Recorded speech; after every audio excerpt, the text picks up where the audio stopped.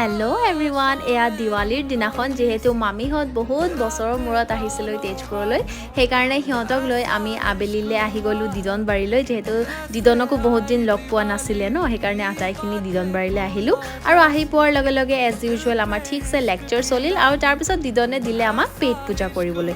পেট পূজা কৰিয়েই সোনা আৰু মই ওলাই আহিলোঁ অকণমান বোলো চাই যাওঁ দিৱালীৰ ক'ত কেনেকৈ কি পাতিছে, মানে কেনেকৈ কি ডেক'ৰেশ্যন কৰিছে। সেইকাৰণে দুজনীয়ে ফাৰ্ষ্টত আহিলোঁ টিলালৈ। ইয়াতে যিহেতু প্ৰত্যেকবাৰে বহুত ধুনীয়াকৈ ডেক'ৰেট কৰে এণ্ড সোনাই দেখিছে নহয় এই থিমটো দেখি কিনে লগতে আৱাজবোৰ শুনি কিনে কেনেকৈ মোৰ হাতটো একদম পূৰা চেপি ধৰিছিলে। আৰু সঁচাকৈ বিৰাটেই বেছি ডৰাৱনা বনাইছিলে, ধুনীয়াটো লাগিছিলে কিন্তু বহুত বেছি ডৰাৱনা আছিলে। মানে ভাগ্য ভাল এই স্কেলিটনকেইটা যে মুভিং নহয়, নহ'লেতো চাগে মোৰ আজি ইয়াতে হাৰ্টফেল হ'লে হয়। কিন্তু ইমান সৰু সৰু পোৱালি আহি আছিল, সিহঁতে কিন্তু একদমেই ভয় কৰা নাছিলে, উল্টা হাঁহি হাঁহি মাকৰ হাত ধৰি কিনে পূৰা ঘূৰি আছিলে।